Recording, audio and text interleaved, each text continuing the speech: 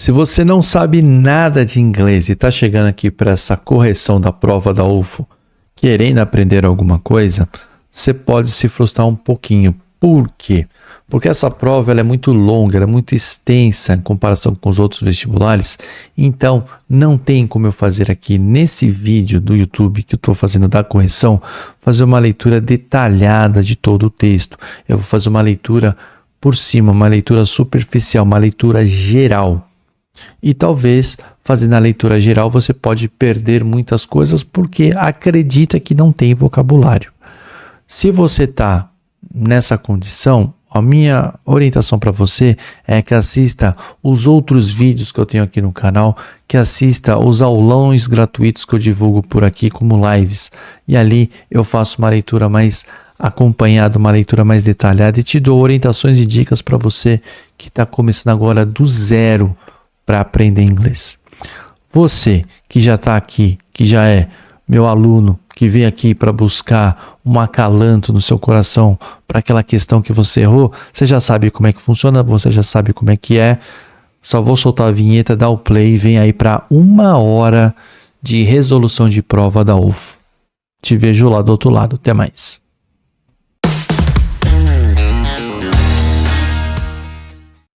Teve prova da UFO no último final de semana e você certamente está aqui para ver o que eu tenho para falar para você sobre a prova de inglês, porque é isso que eu faço. Eu resolvo inglês no vestibular para todo mundo aqui no YouTube de graça. Então, para você continuar aí vendo esse conteúdo legal, bacana, informativo, de graça aqui, mais de 70% da turma que assiste os meus vídeos não está inscrito no canal. Então, dá essa força aí, é de graça, se inscreve. Vamos dar uma forçada aí, vamos espalhar a palavra. Quanto mais gente inscrita aqui, mais tempo eu consigo soltar conteúdo aqui. Quem sabe, todo dia tem uma questão de inglês no vestibular aqui para você. Para você que já é meu aluno, deixa aquele like, aquele comentário bacana, aquele elogio gostoso que você faz para dar aquela energia para o prof seguir aqui mandando bala, tá certo? Certamente você veio aqui porque você quer ouvir alguma coisa de alguém para acalentar o seu coração depois de ter feito a prova da UFO. Você vai ter isso. Eu vou dizer isso para você.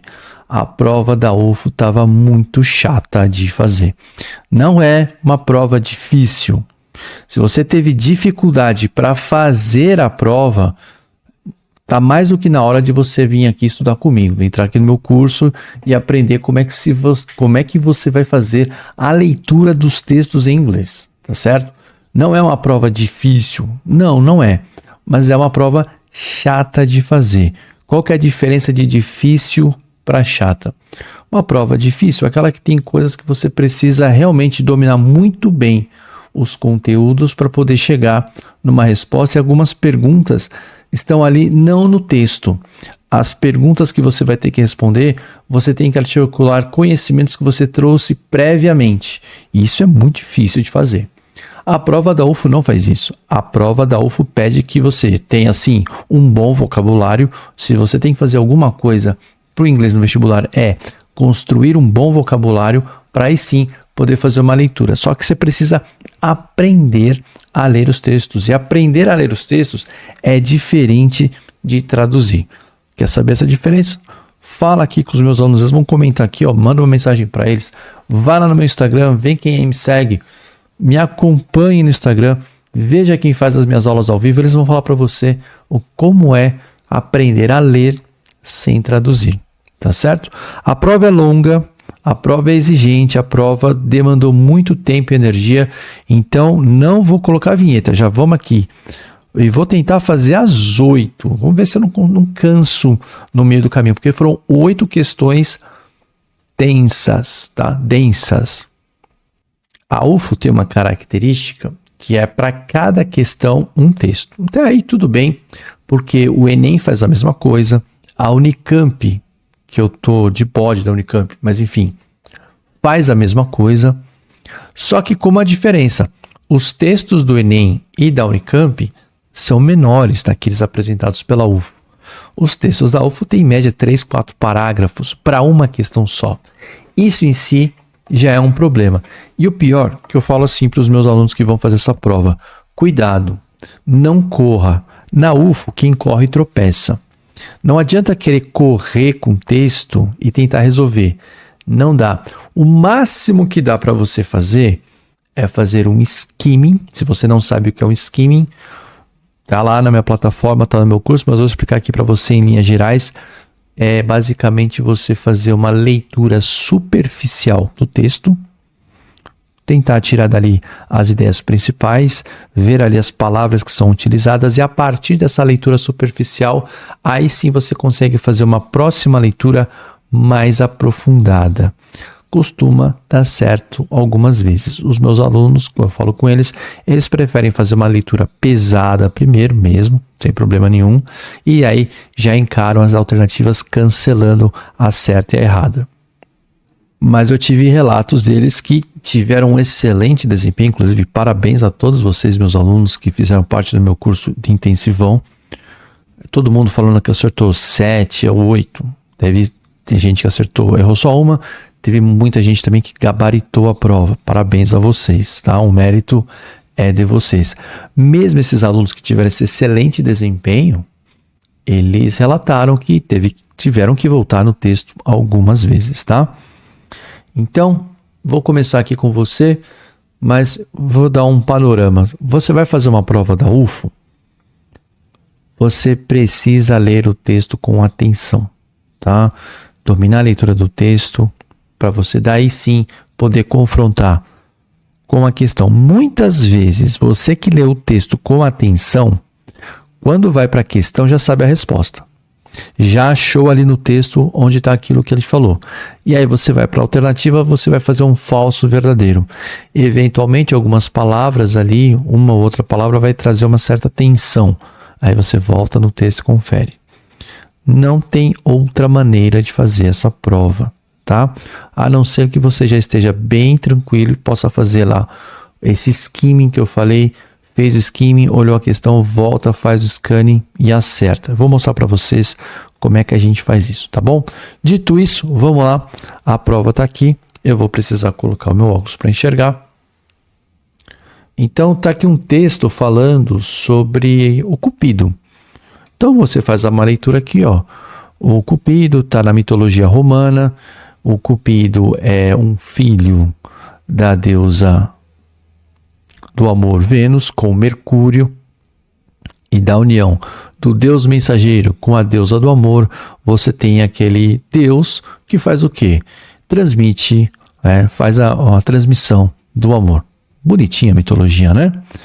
Armado ali com o arco e a flecha, ele lida com o amor, ele inflige o amor nas suas vítimas. O Cupido Valentino aqui pode ser, você lembra bem, como uma interpretação do Eros. Então, ou seja, você sabe lá das aulas de história que primeiro existe a mitologia grega, e aí você teve a helenização, que está dito aqui no texto, o período helenístico, que é essa fusão entre a absorção pela cultura romana da mitologia grega, da cultura grega, por isso que a gente fala cultura greco-romana, essa continuidade, está marcando aqui o período helenista, né? E ele fala aqui, ó, nesse período helenístico, o Cupido foi a encarnação de Eros, o deus do amor, daí que vem erotismo e tudo mais. Está explicando isso aqui. E ele está falando que o Cupido antes era um jovem, e agora ele foi transformado num anjinho gordo, com as bochechinhas gordas. É isso que ele está falando, que é o jeito que a gente conhece hoje. E aí abre uma aspas aqui do pesquisador, ó. Representar Eros como uma criança, ou seja, é uma representação, não é o Eros. É a apropriação da ideia de Eros como deus do amor. Aí você dá uma infantilizada nele, como uma criança subordinada à mãe. É uma maneira de conter e limitar o poder do amor, que era o pensamento o poder que o amor tem sobre o nosso pensamento. Então, o que o Eros tem a ver com o Cupido? olha só essa passagem aqui. Não é que o Cupido é Eros. É que o Eros tem a ver com o Cupido. O Cupido é uma representação da ideia que o Eros representa. E aí fala, tem muito a ver. Os romanos reinterpretaram muito dos mitos gregos. Eros não é uma exceção. E uma vez adotado pela cultura romana, ele foi renomeado como Cupido. O que tem origem na palavra desire. Tá certo? Com esse nome pode mudar. Os romanos pegaram o nome do Cupido mais recente, do grego, e transformou numa coisa menos ameaçadora. Uma criança com as bochechinhas gordas. É isso que está escrito aqui, ó. Chubby checked, bochechinha gorda. Representações modernas frequentemente combinam Eros com Cupido na versão dos cartões de Dia dos Namorados, o Valentine's Day. Aqui está lá, Happy Valentine's Day. Tá certo? Então, é um texto falando sobre o quê? Um texto falando sobre a representação de Cupido na mitologia romana e a origem dessa representação, tá certo? Vamos andar aqui para as alternativas. Deixa eu ver se eu consigo mostrar para você direitinho aqui. Tá dando para ver muito bem, né? Tá dando para ver com tranquilidade. Olha a pergunta. De acordo com o texto, Cupido é representado como um bebê por quê? Já sabemos, tá aqui, ó. Representado como criança o quê? Para limitar o impacto do amor, a imagem do amor sobre as pessoas, a paixão, aquela coisa avassaladora. Você bota com uma criancinha gordinha, um anjinho gordinho, dá uma... Eu tô falando besteira aqui, né? Eu tô chamando o Cupido de anjo, esse negócio de anjo não tem nada a ver com a mitologia romana. É só porque ele tem asa, né? Quem tinha asa era o pai dele. Mercúrio tinha asa nos pés. Por isso é o deus do comércio, da mensagem, a velocidade. Tá? Estou misturando as coisas aqui. Estou desmisturando, consertando as coisas que estou falando. Então eu tenho que entender e achar na resposta isso aqui. Tive que ler o texto inteiro para saber o que está acontecendo. Professor, mas eu podia ter lido a pergunta e procurado aqui depois? Olha, é arriscado, tá? É muito arriscado fazer isso na prova da UFO. Muito arriscado. Porque você podia fazer isso, olhar aqui, e você achar esse dependent on his mother e falar dependente é diferente de subordinado. Só que a hora que você faz a leitura e você vai ver aqui, ó, nascido de Mercúrio e Vênus, sim. O propósito da sua vida, a missão é de embracing, né? Abraçar. O amor é paixão. Não tem nada a ver com representação como um bebê. Tá certo, mas não é a pergunta, tá? Letra B. Dependente da sua mãe, essa dependência, essa representação serve como maneira de controlar o poder percebido pelo amor sobre nós. Se eu entender que dentre as alternativas esse dependente com subordinado tá legal, mas isso eu só tenho essa noção porque eu já cancelei as outras, eu vou ficar tranquilão com essa B. Equipado com arco e flecha, certo. Ele é perfeitamente capaz de preencher o desejo de Ero, de dominar o amor. Aqui forçou a barra, aqui não tem nada a ver. Embraced by Roman culture. Não foi, na verdade, não é embraced, né? Quem foi embraced aqui foi a cultura grega. O Cupido foi criado pela cultura romana, né? E você pode afirmar isso porque você leu. Então, quando você lê essa questão várias e várias e várias vezes, pô, tá fácil. Era só ter lido a pergunta, ter feito o skimming e depois feito o scamming para achar. Não é bem assim. Vou falar uma expressão muito comum no inglês. I've been there, done that. Eu estive lá, sei como é. Eu sei que na hora da prova não dá para fazer isso. Na hora da prova você tem que ter total tranquilidade e segurança de garantir que você vai acertar essa questão. A única maneira de você fazer isso é se você faz uma leitura do texto para poder descartar com tranquilidade essas alternativas. Então você descartou A, C e D com tranquilidade pela leitura que fez, aí você vai ver, dependente com subordinate, Beleza, dá para cravar. Então aqui 41, letra B. Beleza? Vamos para a próxima. Questão 42, eu tô atrapalhando aqui, né? Então eu vou pôr aqui em tela cheia para você ler. E essa questão tá falando sobre o quê? Sobre, como que a inteligência artificial tá facilitando o trabalho de quem vai dar golpe. Então ele fala assim, você responde ao telefone um dia e ouve a voz que parece a sua criança. Aí eles te avisam que ela foi raptada e estão pedindo dinheiro para o resgate, tá? Embora esse ransom aqui é o nome do crime, tá? Não é resgate, tá bom? Ransom é o crime.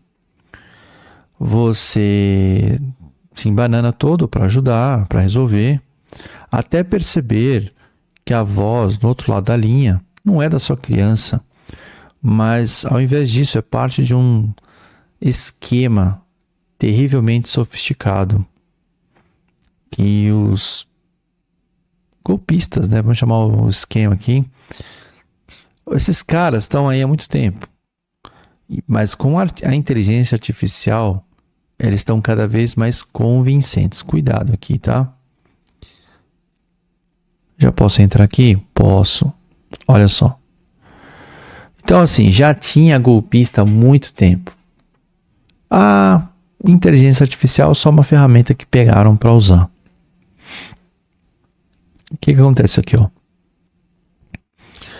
Pode ser chantagem, um esquema, ou uma má fé de informação, misinformation, ou desinformação. E isso aqui é muito mais barato de executar e mais persuasivo, tá? Temos um problema aqui, você vai ver já já. Enquanto a inteligência artificial tem estado aí por décadas, tanto para o crime como para o dia a dia, já faz uma década, né? Não está tanto tempo assim, mas tudo bem. A inteligência artificial quebrando senhas ou assistentes como Alexa ou Siri era caro e requeria uma grande quantidade de computação para poder rodar. Então o que ele está falando aqui? Golpista sempre teve, inteligência artificial é só mais uma coisa que está aí, os caras vão usar também para golpe, se não tivesse usar outra maneira. Existem 1001 maneiras de dar um golpe, né? Só que para usar a inteligência artificial até outro dia era muito caro. Hoje em dia como é que tá? Hoje em dia você consegue fazer várias coisas da sua casa. Ele está falando aqui, porque era muito caro e dispendioso fazer, esses mau caráteres dos golpistas tinham que desenvolver uma outra tecnologia, uma outra técnica, né? Teatro. E aí, fazer voz e tudo mais. Agora, está disponível para qualquer um que tenha horas para passar assistindo vídeo no YouTube, lendo tutorial, aprende a fazer. E quem está disposto a pensar um pouco mais com isso, consegue fazer o download da internet. Então, o que está acontecendo? Hoje em dia, com a tecnologia da inteligência artificial, está muito mais fácil e barato de dar golpes sofisticados por meio da inteligência artificial. É isso. Além disso tudo, o Velasquez está falando que antes o pessoal tinha que culpar a conexão ruim ou um acidente para explicar por que a voz da criança estava diferente, né? Bom, vocês sabem como é que é esse golpe, né? Hoje em dia, com a tecnologia de hoje, ela é tão boa que é quase impossível para um ouvido humano saber a diferença entre a voz que está do outro lado da linha, se é verdadeira ou se é falsa. É o que falou Alex Hammerstone, o diretor da consultoria de segurança da firma Trusted Sec. Pergunta: de acordo com o texto, marque a afirmação que descreve a razão por qual é difícil de parar os esquemas de inteligência artificial. Por que é difícil interromper esses esquemas, tá? Vamos para as questões. Então tá aqui, Os impostores descobriram maneiras sofisticadas de executar crimes com inteligência artificial Sim. A muito menor custo? Sim. E com grande poder de persuasão? Persuasão? Isso está explicando o que eles fazem. Mas isso não explica porque é difícil parar. Percebe a diferença? Baixo custo explica. O poder de persuasão não explica. O problema aqui é essa palavra, persuasão. A inteligência artificial é mais persuasiva, mas a ideia de persuasão é de fazer o golpe acontecer. Não é da ideia de interromper ou atrapalhar os golpes, tá? Quase que a atrapalhou. Por isso que a leitura do texto é importante. Tá? Pela leitura do texto você ia conseguir ignorar. Que enganou. Bastante gente preparada caiu aqui nessa. Porque viu isso aqui tudo no texto, tá? Letra B. Ao longo dos anos, a inteligência artificial se transformou na motivação por trás dos golpes. Não, a inteligência artificial não é a motivação. É mais uma ferramenta. C. A tecnologia é tão avançada que é quase impossível distinguir entre a voz que está no telefone não é da pessoa. Isso é exatamente o que está aqui. E isso explica, foi o que ele falou. Cara, está muito difícil. Por quê? A tecnologia está tão boa que quase não dá para saber. Podia estar mais barato e acessível aqui. E a tornar ainda melhor. Como você leu todo o texto, você percebe que a C, por enquanto, é a melhor resposta. Letra D. O grande poder de computação necessário para rodar os programas desenhados para combater os golpes... Não. Você não precisa de um poder de computação para combater os golpes. O que foi falado sobre o poder de computação é que antes, qualquer tecnologia de inteligência artificial precisava de muito poder de computação. Aí ele era caro. Agora não precisa tanto, então ficou mais barato. Portanto, aqui, 42, letra C. Vou repetir mais uma vez. Quando a gente faz a leitura desse texto várias vezes, eu já estou fazendo essa leitura aqui pela 4ª ou 5ª vez, parece fácil olhar a questão, ir lá fazer o scanning, achar o que a questão pediu e responder. Só que na hora da prova, você não vai ler esse texto 5 vezes. Eu li uma vez que um aluno me mandou, e toda vez que o aluno me fez uma pergunta pelo telefone, o pessoal lá da plataforma que fez a prova, o pessoal que está no meu grupo que fez o intensivão, foi mandando as perguntas para mim. Então eu já li isso várias vezes. Então para mim está ficando fácil, mas eu sei que não é fácil. Tá? Então cuidado com isso, cuidado com essa impressão. Então meus alunos foram lá, leram a prova com calma, com tranquilidade, aquela vontade de correr. Aí alguns falam assim, não, tá bom, professor, teve horas que eu vi assim que eu estava muito ansioso, eu fiz o skimming e aí eu fiz depois devagar. Por quê? A hora que você faz assim, você consegue descartar as alternativas erradas com confiança, com tranquilidade. Isso é muito importante. Porque não é sobre interpretar o texto, é sobre acertar a questão. Você desenvolve a habilidade de leitura de texto para acertar a questão. Isso tem que ficar bem claro, tá bom? Vamos lá, 43. Deixa eu rodar a prova aqui, 43. Acho que eu vou ter que sair de cena, né? E vou deixar aqui para você ler. Em tela cheia. Então tá aí o texto para você. Tá falando do quê? Tá falando de uma preocupação com os estoques de peixes. Os estoques de peixes estão caindo em certos lugares. Então, em alguns lugares, a preocupação é que ele está além do retorno. O que é além do retorno? É a mesma coisa que a gente fala para desmatamento. Desmatou tanto que vai chegar uma hora que não vai dar mais para regenerar. Aquele ponto vai perder. Está falando aqui que o grande problema das populações de peixe, como ele aponta aqui, é que a química do oceano está mudando muito rápido por conta da emissão do dióxido de carbono. Aí esse carbono cai na água e dilui. e também com mistura com a água doce do derretimento das calotas polares. Tudo isso está influindo no ecossistema marinho. No entanto, aqui no meio ele fala assim: surprisingly, the biggest threat to the fish in our oceans is not pollution, although it does play a significant role, especially in the area of microplastics. Falou Mittermeier aqui no meio. Eu já posso voltar aqui com você. Eu tô aqui, ó. Eu tô na linha 1, 2, 3, 4, 5, 6, 7, 8, 9, 10. Eu tô aqui na linha 10. Ele fala assim: de fato, alguma coisa que muitas pessoas nunca ouviram falar é sobre os subsídios do governo. Linha 11. Uma política que muitos governos têm de dar subsídios a grandes barcos pesqueiros para catar mesmo estoques que estão diminuindo, ou seja, pescar mesmo em áreas que os estoques de peixe, a população de peixe está diminuindo. E ele está falando por que isso acontece? Porque o pessoal pensa no curto prazo, não pensa no longo prazo. Quem pensa no curto prazo? Ou quem está no poder, na política. Por quê? Porque ele precisa de votos, ele tem que estar na cadeira.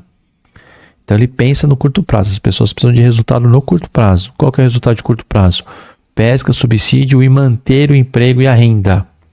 A que custo? No longo prazo, todo mundo vai perder o emprego porque não vai ter mais o que pescar. No desespero, é isso que vai acontecer. Faça como eu sempre falo para os meus alunos. Resume a história. Qual que é a história? Está diminuindo o estoque de peixes. A população de peixes está diminuindo. Tem a causa ambiental e tem a causa política, que surpreendentemente é a mais ameaçadora, que é o quê? É o libera geral. Vai pescar e eu pago o seu peixe. Ali o texto fala, o governo paga até 1/3 da pesca. Subsidia, por quê? Quer manter a economia girando, funcionando. Agora que você entendeu, vamos lá. Alternativas. E ele fala assim: de acordo com o texto, a ameaça mais significativa, bom, já sabemos, é o subsídio. Então a A, que descreve exatamente o problema da poluição, embora microplástico não tenha entrado na nossa conversa hoje, e a letra C, mudanças de ecossistema provocadas pela poluição, tá certa a C, e a D, danos infligidos aos oceanos com irreversíveis consequências, ainda não, tá? Então sobrou a B. A política do governo, que tem por objetivo, por alvo, manter os estoques da indústria pesqueira, sem considerar os potenciais perigos para os oceanos. Do jeito que está escrito aqui, você poderia ficar um pouco inseguro na hora. Potenciais perigos aos oceanos. Entendeu? A UFO faz isso. É uma característica da banca, tá?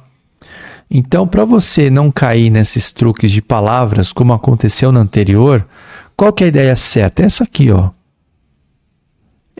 Isso aqui está mais certo do que as outras. É a política do governo de financiar, de fazer o subsídio, sem considerar o potencial dano ao quê? Ao meio ambiente. Aí fica aqui o oceano. O dano ao estoque de peixe é um dano ao oceano. Mas ficou aberto, né? Mas não está errado. Responde a pergunta. A letra A não está errada. Só que microplástico não veio para a conversa hoje. A C não está errada.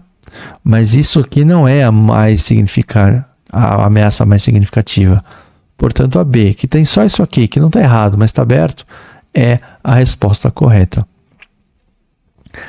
É por isso que a gente tem que ler o texto inteiro e prestar atenção no que a pergunta está pedindo. É isso, tá certo?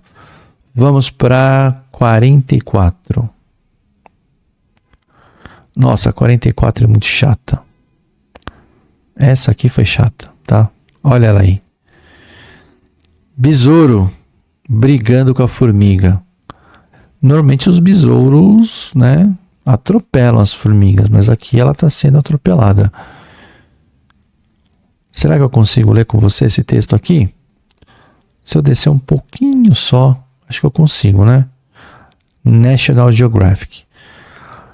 Tem um fotógrafo chamado Ingo Amt, alemão, que descobriu no enorme formigueiro quando criança e começou a explorar a floresta com seu pai próximo da sua casa na Alemanha, cerca de 50 anos atrás. O formigueiro estava cheio de uma camada densa de spruce needles, não sei o que é isso, e throngs, também não sei o que é, de pequenas formigas vermelhas. Ah, aqui eu sei o que é. Formigueiro de formigas vermelhas. Beleza. Saiu com uma câmera de alta resolução, com lentes enormes, lentes macro, que permite que ele faça o foco em pequenos objetos quando dá o close. Ele começou a fotografar os formigueiros e compartilhar as imagens com os pesquisadores sob uma perspectiva científica. Isso transformou o formigueiro numa coisa muito especial. Mold makers, formiga, transformar a formiga numa coisa especial.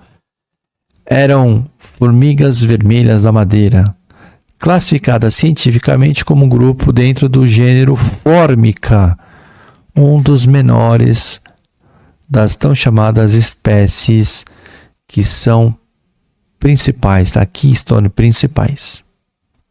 E aí começa o drama desse texto. Ele fala assim, ó: as formigas geram ácido fórmico numa glândula venenosa que tem na parte traseira do abdômen.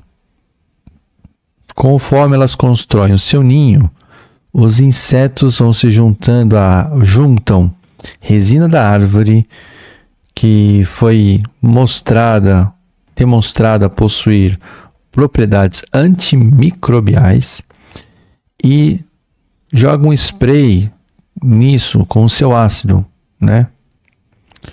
O que torna também que tem suas próprias propriedades antimicrobiais. Então faz uma mistura com a seiva da árvore com o seu veneno. O resultado é um potente agente que as formigas colocam por toda a estrutura para lutar contra patógenos, bactericidas e de fungos. Então, de uma maneira surpreendente, a formiga... Não, a Darwin diria que não tem nada de surpreendente isso aí. Mas elas têm esse tratamento antibacteriano no seu formigueiro, por meio dessa resina que impermeabiliza e desinfeta. Impressionante isso. Mas pesado o texto, ó. O ácido fórmico também é um poderoso, né, para a espécie controlar as pestes. Esse fluido pode ser usado como arma para derrubar outros insetos, como esse besouro que fura madeira, um dos mais destrutivos vermes na floresta. Continuo sem saber o que é spruce, mas o que eu sei é que tem esse verme aqui que é um besouro da madeira. Deve ser esse feioso aqui da foto, tá? Porque olha o que acontece. Numa tática de luta que envolve morder provavelmente o besouro e daí jogar o ácido na ferida, oh meu Deus, reduzindo o número de besouros que enfraquecem e destroem as árvores, melhora a condição para os afídeos de viverem ali. Afídeos são o quê? Os pulgões. São outros insetos que os besouros comem. Então, o besouro destrói a árvore e também destrói e come esses afídeos. As formigas ordenham os afídeos para excretar o que? O honeydew, que é o que eles comem, a seiva da árvore, tá? O que se torna... Então, assim, eles... Nossa... A formiga tem veneno. Com o veneno ela cria uma espécie de um preparo que é antibactericida. Esse mesmo veneno ela usa para derrubar o besouro. Derrubando o besouro, ela protege a árvore, né? Porque esse besouro destrói a árvore. E ao destruir o besouro, tirar o besouro de circulação, ele deixa que os afídeos, que seriam predados pelo besouro, estejam ali. Para a formiga é a melhor dos mundos. Por quê? Ela precisa que a árvore esteja boa. A árvore estando boa, atrai os afídeos. Os afídeos é da onde ela come o cucu dos afídeos. É o que está escrito ali. Tá certo? Vamos matar a questão.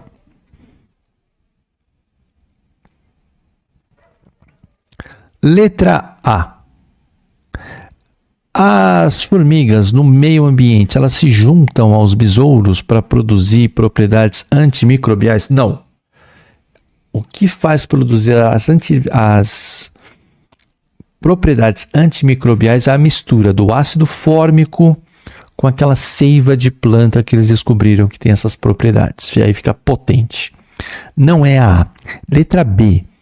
Precisa contar com bactérias para sobreviver, tão pequenas como são. Nada a ver, até depende da bactéria, mas no caso aqui as bactérias que falaram foram as patógenas, não quer nenhuma patógena. C. Extraem o que precisa comendo os afídeos? Não, é comendo, ordenhando os afídeos, tá?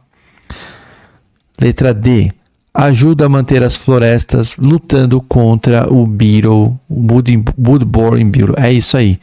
Tire esse besouro de circulação, mantenha a árvore atrás dos afídeos. Letra D nessa questão. Que agora eu lendo com você é de boa, mas na hora da prova foi muito chato de fazer.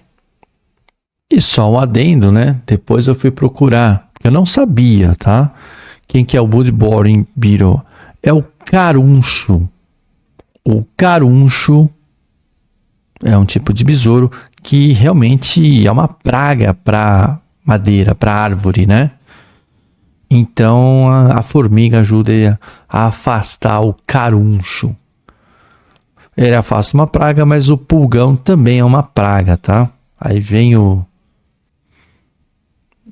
inseticida e derruba tudo na plantação. Beleza? Vamos para a próxima? Vamos aqui. Estamos devagar, né? Porque a prova é puxada. 45 ainda. Olha o tamanho desse texto. Vamos ler esse texto aqui. Vou ter que sumir, né? Vou ter que sumir para você ver a tela cheia. Vai lá. Bom, aqui o negócio começa a ficar difícil. Primeiro que o texto aqui, ó. Arqueólogos que passam anos jogando imagens, olhando para as imagens das estrelas e folhas, declararam que tem um lugar de arte da tempo da era da Idade da Pedra. Rock art não é nada a ver com um rock feito artístico, tá? É arte da Era da Pedra. Em alguns lugares na Venezuela, em um centro de uma cultura desconhecida e antiga. Tem 20 lugares pré-históricos que têm sido identificados e estão localizados em áreas de difícil acesso, hard to access, áreas de difícil acesso da Venezuela, no Parque Nacional da Canaima. Esse é o maior parque da Venezuela. Consistindo de figuras, né, que são desenhadas em pedra vermelha, com pigmento natural, ou com incrustações na pedra como petroglifos. Só tem que saber que são desenhos feitos antigamente, tá? Muito antigamente. Então as imagens estão em lugares remotos, em cliff walls, penhasco, tá? E mesmo pedras localizadas entre rapids. Rapids são corredeiras, desfiladeiros. É um curso de água raso. Aí tem esse nome aqui, rapids. Aparece apenas com faint, é desmaiar, tá? Então olho nu é meio fraquinho, meio apagado. E após fotografar de maneira extensiva, que foi depois digitalizada, permitindo usar uma ferramenta chamada D-Stretch, que o time descobriu muito mais sobre o sistema de estilo e cor. Estão ainda esperando para desenvolver mais estudos de datação. A arte na Venezuela, similar, parecida, foi produzida na parte mais anterior, antiga, early, cedo, precoce, do período arcaico da América do Sul. Certo? Acho que eu posso voltar, né? Isso, aí você já consegue ver comigo. Eu já li esse primeiro aqui com você. Faz uma pausa aí e tenta entender. Então, o pessoal descobriu lá no Parque Nacional da Venezuela, graças à tecnologia, ajudou a descobrir novos centros de arte, que eu vou chamar aqui de rupestre, tá? Arte rupestre, arte na pedra, tá? Coisa bem antiga, tá? E tem uma ferramenta que ajudou a enxergar alguma coisa melhor. The works study bears strong stylistic connections with more recent neighboring Brazil, the Guianas and Colômbia. Ou seja, pelos estudos, tentar encontrar alguma coisa, um parentesco entre essa arte que tem aqui no Brasil, nas Guianas e na Colômbia. De acordo com os arqueologistas, isso indica que esse novo lugar na Venezuela era um centro de uma tradição da cultura canaíma. Acho que é Canaíma o nome, tá? Com essas montanhas tabletop, aquelas montanhas que tem o topo plano, tá? Essa prova, esse parque da Venezuela apareceu em outro lugar já. Tô tentando lembrar aqui.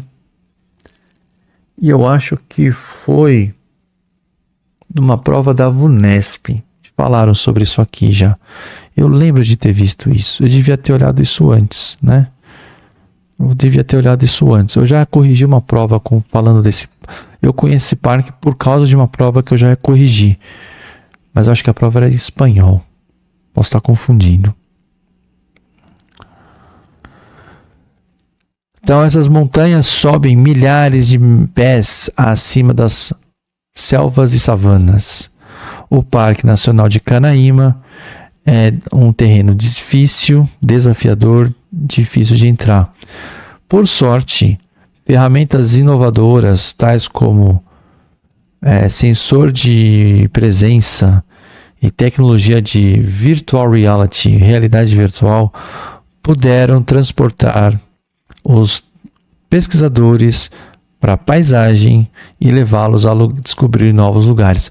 Usaram ferramentas para ajudar para chegar lá. Tendo identificado os lugares dessa forma, o time precisou de um helicóptero para alcançar fisicamente as regiões mais isoladas. Então chegou até um lugar, depois usou o helicóptero para chegar até mais longe. O que, por outro lado, teria levado uma viagem de um dia aqui, de várias semanas a pé. Uma vez no lugar, o time usou drones para entender melhor a topografia e como essa paisagem remota poderia ter a forma para esses artistas caçadores. Vamos lá. Então, existe um parque na Venezuela cuja tecnologia ajudou a descobrir que existem centros de arte rupestre. A tecnologia ajudou o pessoal a chegar até lá. O resumo do texto é esse. Vamos ver aqui. São aquelas, ainda com alternativa, mas ele quer incorreta. Você está vendo aí, né, comigo? Então me acompanhe. Letra A. A arte similar na Venezuela foi produzida no início do período arcaico da história da América do Sul. Isso está exatamente no texto. Se isso está certo, não é a que eu quero hoje. Agora eu quero incorreta. Letra B. As descobertas foram possibilitadas pela ferramenta D-Stretch. De certa forma, sim e não. O D-Stretch ajuda a ler a arte, tá? E que forneceu dados conclusivos? Não tem dados conclusivos. Falou que novos estudos vão ser desenvolvidos a partir de agora do que essa maquininha conseguiu entregar. Então a B está errada, a B por enquanto é que eu quero. C. As imagens encontradas adornam rochas remotas? Sim. Paredes e penhascos? Sim. E até mesmo pedras localizadas entre corredeiras? Sim. D. Apesar de Canaíma ser um terreno desafiador de se explorar, tecnologias de realidade virtual permitiram acesso de pesquisadores à região. Perfeito, 45, letra B. Vamos em frente, estamos indo bem. Vamos para 46. Mais uma vez, vou começar com a tela cheia para você. Antes de começar, fazer um comentário. Se alguém ainda estiver aqui acordado assistindo essa resolução, ou veio direto para essa questão, o que eu tenho a dizer. Vamos supor que você está zerado em inglês, não sabe nada de inglês assim, está vendo como eu estou lendo o texto. Se tem uma coisa que você tem que fazer para começar a dominar o inglês para o vestibular, aí você acha que eu vou falar do meu curso, né? Talvez eu fale, porque você realmente precisa fazer esse curso. O que eu estou querendo dizer com isso é o seguinte, às vezes eu estou falando de uma maneira aqui, por causa do tamanho dessa prova da UFO, como se você já estivesse familiarizado com algumas palavras. Eu quero que você atente para o seguinte, você que está aí no zero, eu devia ter falado isso no começo, talvez até grave um vídeo introdutório para explicar isso. Repare que você já conhece muito do vocabulário em inglês, conhece bastante já. Você não sabe ler sem traduzir. Então o que eu estou fazendo, eu já estou passando no português para você saber do que eu estou falando. O que você tem que fazer, e você aprende comigo, é como expandir seu vocabulário através da leitura e aí dominar as provas. Aí você tem o resultado que você tem igual aos meus alunos tiveram nessa prova aqui, tá? 7 de 8, 8 de 8. Eu me atentei para isso agora, não vou parar, não vou apagar o vídeo, vou deixar rolar o que eu coloquei aqui. Talvez você que está vendo aqui vai estranhar que tenha lá uma introdução que eu gravei. Estou falando já no futuro do passado. Vou gravar essa introdução para vocês, tá bom? Vamos lá? Aí. Tem que ficar a tela cheia, né? Tá falando que o Centro de Controle e Prevenção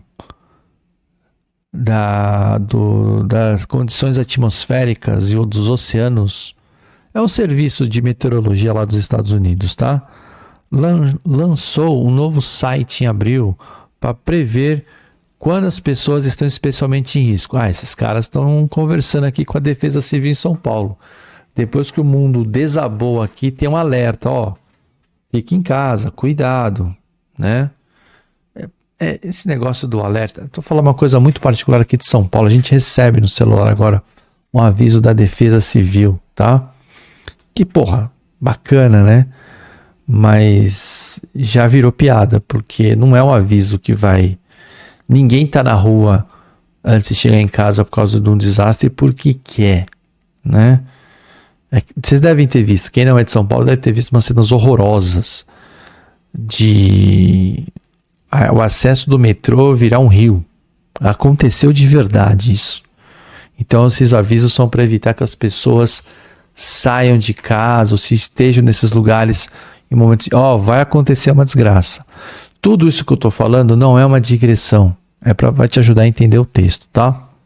Se colocar no texto. Vamos lá. Termômetros, leitores de temperatura, acompanhando de níveis de umidade, não são os únicos fatores que determinam a segurança quando a gente está falando de calor. Heat, calor, tá? Outros importantes elementos incluem as temperaturas elevadas à noite, que podem impedir o corpo de descansar, de resfriar. Ou dias quentes do lado de fora, que tradicionalmente nas temperaturas quentes, né? Warm, quentinha. A duração do calor, muitos dias versus a 1 ou 2, seja a variação de temperatura acima de 5%. Então, o que ele está falando aqui? O que ele está falando aqui é o seguinte, Temperatura e umidade é importante para você saber do calor. Muito calor é ruim. Porque se tá calor até de noite, que é uma brincadeira que a gente tem um hotel, porra, tá calor até de noite. É horrível. Porque o corpo precisa resfriar. Existe um ciclo natural para nós. Amanhece o dia, acorda, escureceu, vai dormir. Tá quente, tá beleza, mas à noite, na hora de dormir, vai estar fresquinho, o corpo descansa. Agora, muitos dias de calor ninguém aguenta. E muito calor é ruim. É isso que o texto está falando. Dias consecutivos de calor é ruim. Tá calor até de noite é ruim. E uma grande variação de temperatura também é ruim. 100 graus, provavelmente Fahrenheit, em Boston, não é o mesmo que 100 graus em Houston. Houston, Texas, o pessoal ali é mais quente. Boston é historicamente mais frio. Quando a gente fala como o calor afeta a saúde, a disparidade é em parte porque na Nova Inglaterra, que é uma região do noroeste dos Estados Unidos, não existe o estado de Nova Inglaterra. Nova Inglaterra é uma região do norte dos Estados Unidos, do nordeste, e Boston é o grande centro, tá, dessa região. Os moradores de lá não estão acostumados a evitar as ruas na parte mais quente do dia. Os caras não sabem lidar com calor. Quando tá calor, ele não sabe que não é para estar na rua meio-dia. Não, a gente sabe. Fica em casa, espera um pouco. Vai sair nesse calor. A gente sabe. Eles não sabem, só vivem no frio. E eles também, por não saberem o que é isso, os caras não precisam de ar-condicionado em casa. A casa já é uma geladeira, sempre frio. Só que aí quando esquenta, eles não têm ar-condicionado para rebater o calor. É isso que está falando. Essa nova ferramenta de previsão do tempo, chamada Heat Risk, risco de calor, pega tudo isso em consideração para graduar os impactos na saúde do calor por todos os Estados Unidos. A ferramenta usa um código de 5 cores que vai do verde, beleza, sem risco, ao magenta. O magenta é aquele quase púrpura, sabe? Que é o extremo risco. Outra característica importante são os 7 dias. Atualmente, os conselheiros de calor do sistema só tem 12 horas antes de avisar do perigo. É igual a defesa civil aqui. Vamos lá, alternativas. Vamos cancelando aqui, ó. Número 1. Os americanos provavelmente são aqueles que mais sofrem com o calor extremo. A galera do Houston, Texas, é americana também. Então eu não posso generalizar. A 1 está errada. 2. Leitores de termômetro e de umidade ajudam a determinar? Sim, falou, mas não é o único. Mas ajuda. 2 está certa. Os moradores da Nova Inglaterra evitam as ruas porque eles têm ar-condicionado. É exatamente o contrário. Eles não evitam as ruas porque são burros, não sabem lidar com o calor e não tem ar-condicionado em casa. A 3 está totalmente errada. 2 está certo, a 3 está errada. 4. Esse aplicativo foi provado que é uma ferramenta adequada para ajudar as pessoas a evitar a exposição ao calor. Tá bacana, né? A 4 tá ok. Os avisos presentes de 12 horas antes do perigo são menos efetivos, é verdade. Então sobrou quem? Sobrou a 2 e a 4. Vou rezar aqui para ter uma 2 e 4. Ufa! 2 e 4, correta, alternativa D. Questão 47. Mesma coisa. Vamos ler aqui, 47. Um grupo de pesquisadores chineses, liderados pelo Jin Liu, publicou no dia 9 de maio, no jornal de reporte científico, de relatório científico, pesquisa científica, o que pode ser um avanço nos negócios de impressão eletrônica. O que eles estão imprimindo aí? Vamos ver. Adicionando ao processo que pode fazer um caminho até a uma impressora particular eletrônica. Ótimo. O Jin e os seus colegas desenvolveram um novo metal uma tinta baseada em metal que pode trabalhar em temperatura ambiente, tá? Room temperature, temperatura ambiente. A fórmula inicial, a bolinha da caneta que tinha tinta, soltava em gotas, o que era difícil de aplicar e aderir ao papel. Aí o time modificou a tinta injetando no metal com oxigênio, fazendo ela mais adaptável à impressão. Então deram uma mexida no modelo da tinta, botaram oxigênio e isso ajudou a tinta a ser mais pegajosa ao papel, que é usado em capa de livro, label, rótulo e tudo que é anúncio, tá? Uma nova escovinha, na verdade não é escovinha, é uma ponta porosa, tá? Foi desenvolvida para derrubar não, né? Para entregar um fluxo devagar de tinta que vai da uma forma das impressoras convencionais, tá certo? Enquanto as tintas eletrônicas solidificam após a impressão, essa que foi empregada pelos pesquisadores permanece líquida e é encapsulada por um segundo capinha de borracha de silicone, o que cria um canal para segurar a tinta. Ou seja, está descrevendo o que foi usado aqui para desenvolver a tecnologia capaz de fazer essa impressão de metal no papel. Então você vê que está uma impressão decente aqui, ó, né? Se você pegar aqueles ingressos, tem isso aqui dentro. É uma tecnologia muito importante. Vamos lá. Número 1. No futuro, você vai ser capaz de fazer circuitos eletrônicos em casa usando essa impressora. Talvez, mas não é o que foi falado aqui. 2. Essa tinta nova, baseada em metal, desenvolvida pelo time do Jim, ainda encontra problemas de colar no papel. Não! Os caras fizeram 2 coisas, na verdade 3 coisas para melhorar.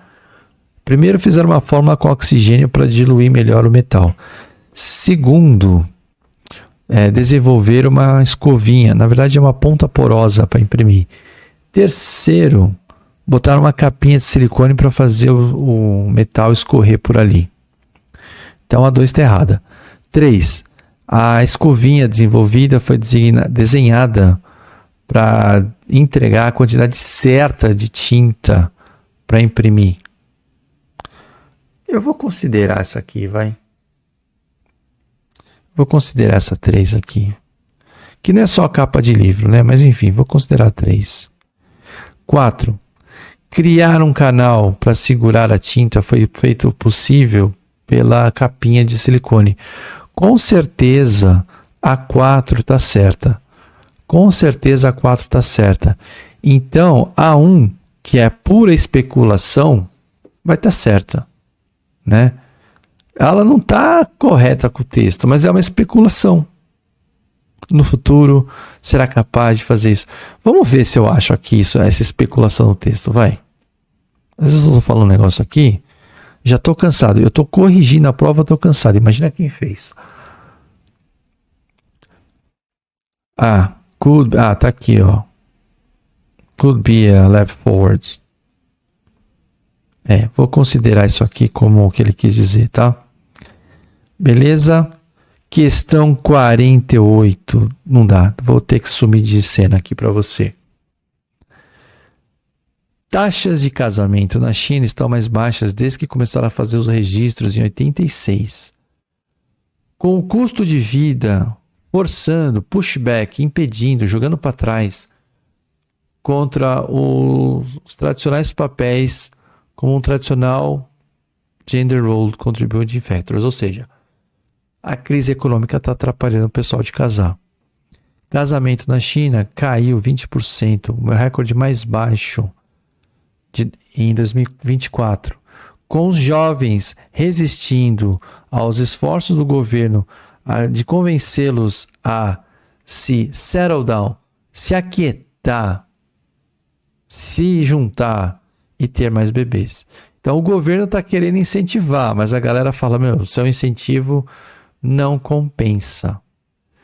Casamentos na China caíram para 7,7 em 2023, de 6,1 no último ano. Então deu um pequeno recuo na queda, mas continua caindo. E é o Ministério Civil da China que informou.